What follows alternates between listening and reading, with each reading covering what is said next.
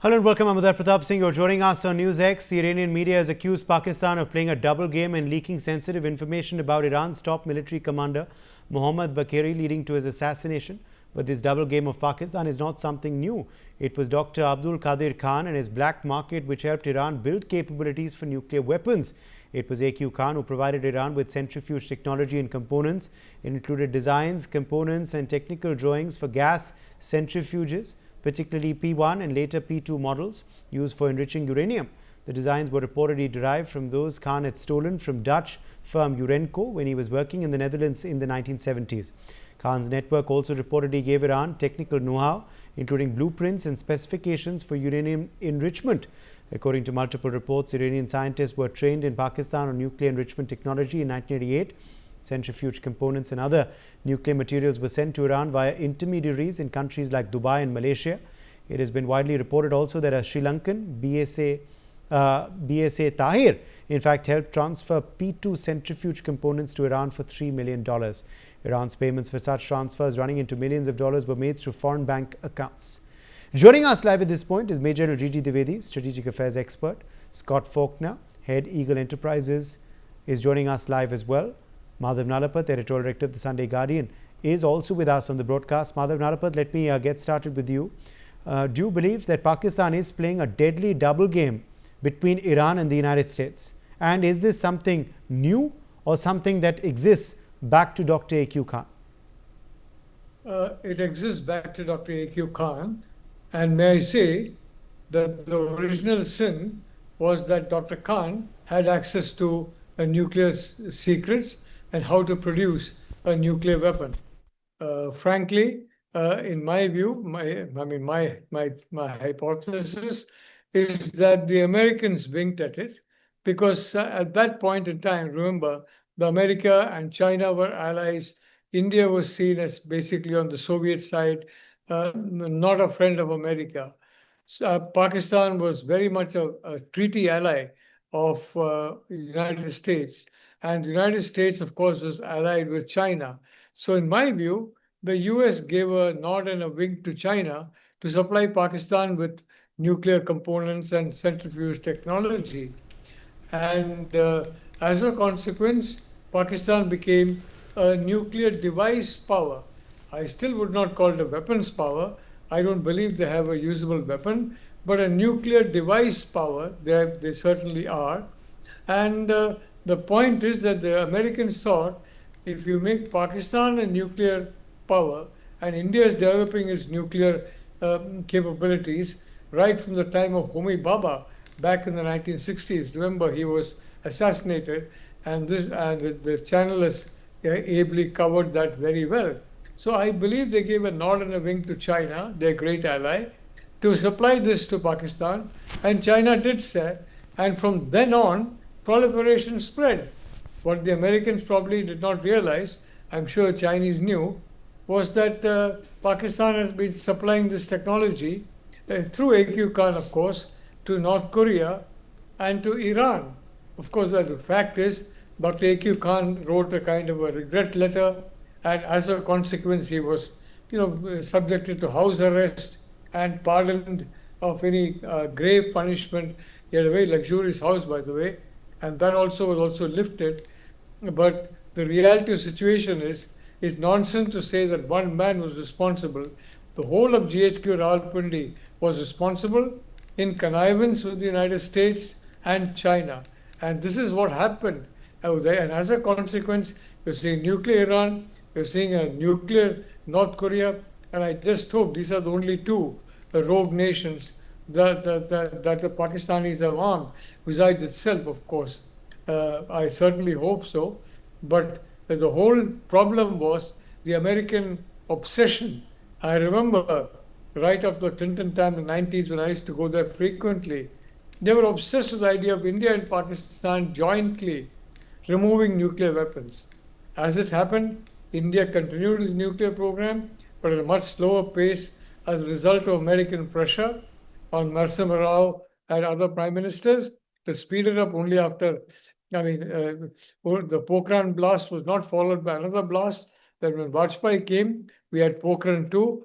After that, no other blast. But the reality is that Pakistan is a creation, the nuclear Pakistan is a creation of the US and China, and nuclear Pakistan is is the creator through A.Q. Khan of North Korea and Iran.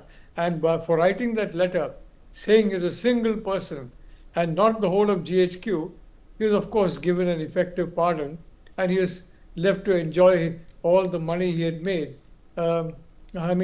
Illegitimately, but legitimately according to GHQ, he was able to enjoy that and continue the rest of his life. Thank you, Uday. Scott Faulkner, let me draw you in here as well. Scott Faulkner, is Pakistan playing a double game with the United States of America?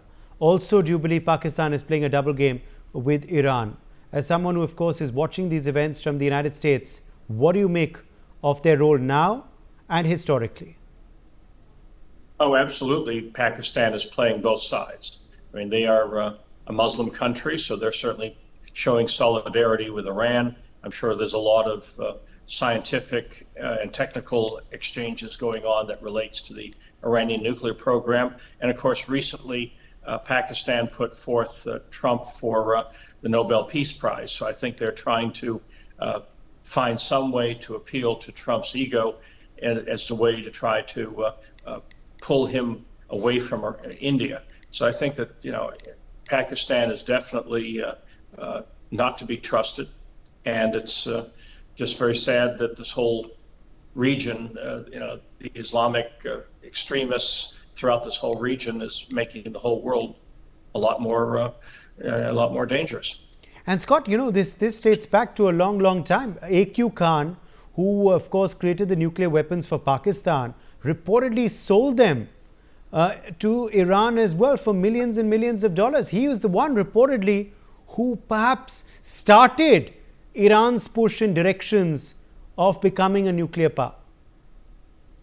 Oh, absolutely. I mean, again, as Dr. Nelapat correctly said, America during the 60s and 70s and even 80s viewed Pakistan as an anti-Russia, pro-China, and America was, of course, pushing links to China at that time.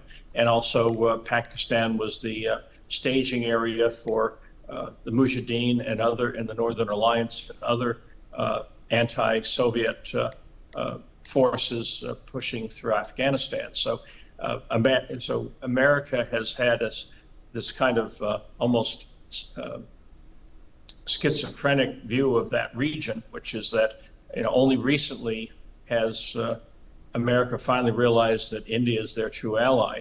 But during a lot of the Cold War, Pakistan, even though it was Muslim, even though it was dictatorial, it was America kind of held its nose and worked with them, and that, of course, has now come to grief. Yes, indeed. Also, Scott, is it time that Iran and the US sees through this?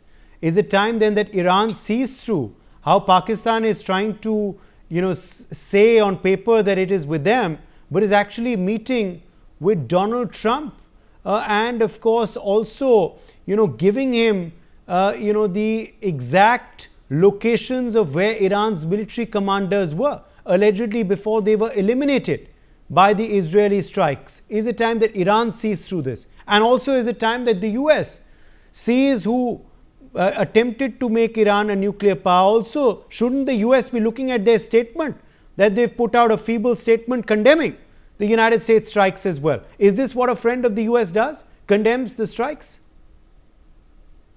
Again, Pakistan is playing a dangerous game. They're trying to have it both ways. I think they still don't know which side is going to prevail in this current conflict.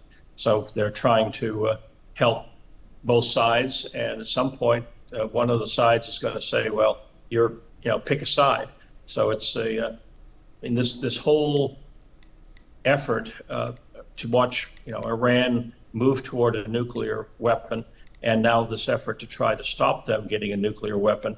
I mean, it's a very dangerous time, but something had to be done. The attacks had to be done. Israel had to do the attacks, had to decapitate the command and control structure of Iran. I think that the only way this whole thing is going to end properly is regime change. We have to go back and look at 2009 when the people in the street rose up against the Iranian authorities, and Obama and the United States basically stood by and let it collapse. We cannot allow that to happen again. The people in Iran are not our enemy. They are as willing as we are to topple the regime. We just need to find a way to help them. All right. Let me quickly, in fact, also rope in Major Dwivedi into this broadcast. Major Dwivedi, Pakistan playing a dangerous double game. Is it time the US sees through this? Is it time the US sees how Pakistan is the one, how AQ Khan is the one that had actually sent those secrets across to Iran, allegedly for millions and millions of dollars? Well, Pakistan has always played the double game, and they have survived. That they have the art of doing it, and they are able to blindside one or the other. And this has been the tradition. You see, if you go back to 1979-80, they sided with America, got all the weapons, including F-16, about $3.2 billion. And they said that they are with the Americans to throw out the Soviet, but they played the double game. And once again, when the latest against Taliban, once again, Americans played the double game, and American leaders know about it. And American army commanders know about it, that they have taken money and they are responsible for a lot of American deaths. After all the explosives that what you call is the improvised explosives, where the American forces suffered heavily, all came from Pakistan, and they were given to Taliban. So the point is that Americans have always played double game. I was defense situation China and North Korea, and I have seen how Pakistanis are playing double game, and right now also they are playing double game with China and America. They have the candle burning at both the ends. But then it is for the Americans to know it. American commanders know about it, that how they have been cheated. And at the end of it, what did President Trump do in the first term? He went on to make a deal with Taliban. And that's where, again, the Pakistani played a double game. The point I'm trying to make is, historically, this is a nation which has no principle, no scruples. They are rental state. Whoever gives them dollars, they will play by that. They'll dance around. And I'm sure in this deal also, where friend Munir have nominated President Trump for the Nobel Prize, a lot of underhand things would have gone through. So the point I'm trying to make is, Pakistan is not to be trusted, but when people trust, it's not that they don't know about the double game, it's only because their short-term interests are so vital that they wish away all this. And second point is the nuclear, technical know-how and nuclear secrets. They were passed on by AQ Khan to Iran, both P1, P2, and all these secrets. And when I said, when I was in North Korea and China as a defense attaché, I've seen what sort of double gaming is going on. How Pakistan got the secrets and know-how about the missiles, like type of thing, low-down missiles. They are actually given, and they only painted, and they had them on the arsenal. And similarly, how China has also orchestrated all this. So the point is that this is a great game that goes on right now. Pakistan is with China, they are with America, they are having things burning at both ends. But the folly is with the Americans. They should realize, they should understand. And as I said, all their commanders know about it. They know that they are responsible for thousands of deaths. But then, when the personal interests are so supreme, you sacrifice the national interest, and that's exactly what has happened currently with Munir and with Trump. But then that is all Americans are to answer for it, not be giving them the insight or at least the overview. Uday. Okay, let me quickly, in fact, also ask you then, Major Dwivedi, about how their relations are going to pan out, going forward. Do you believe Iran is going to see through this double game that Pakistan is playing? Well, the point is that I think this not see-through, they know what's going on. But the issue is what are they going to do about it? Because on one side you're nominating the president for a Nobel Prize, on the next day you're condemning it in the UN. I think this is basically a mockery. The point is that I think if Iranians are worth what they are, they should just give a damn kick to Pakistanis and tell them that, we know what exactly you are doing. And so also I think the Americans must understand that the blood is at the hands of the American soldiers, and that also need to be exposed. This is where the press must come in very hard, and all the veterans, the American veterans must come in very hard and expose what exactly Pakistan is. Because Pakistan is going to continue. And the personal interest of the leaders should not sacrifice the national interest. I think a lot of veterans who fought in Afghanistan know what the game has gone about, and the way General Chris, exited Kabul on 15th August 3 years back is also, I think, a very evident proof what Pakistan did for the American forces in Afghanistan in the last 2020 and before that. So I think that it's the American press, American veterans, others who know about it. They should expose this hoax and expose Pakistan. And my last point is, please remember, is the Pakistan army, Pakistan politicians no role to play. Is the Pakistani army people who run the show either directly or indirectly. Today Munir is running the show. He is the man, and I think he should be exposed more than anyone else. Uday.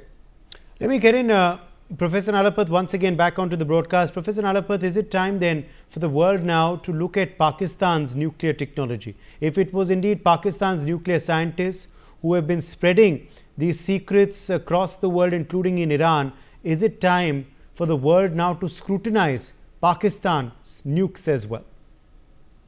Look, Uday, I'm very glad NewsX has mentioned this particular point.